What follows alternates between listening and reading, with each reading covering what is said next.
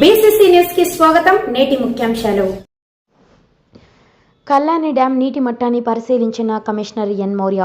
తిరుపతి నగరానికి తాగునీరు అందించే కళ్యాణి డ్యాం నందు నీటి మట్టాన్ని నగరపాలక సంస్థ కమిషనర్ ఎన్ మౌర్య ఇంజనీరింగ్ అధికారులతో కలిసి పరిశీలించారు. కళ్యాణి డ్యాం 900 MCFT సామర్థ్యం కలిగి ఉందని, ప్రస్తుతం 310 MCFTల నీటి మట్టం ఉందని, ఇన్ఫ్లో, అవుట్ఫ్లో తదితర విషయాలను ఇంజనీరింగ్ అధికారులకు కమిషనర్కు వివరించారు.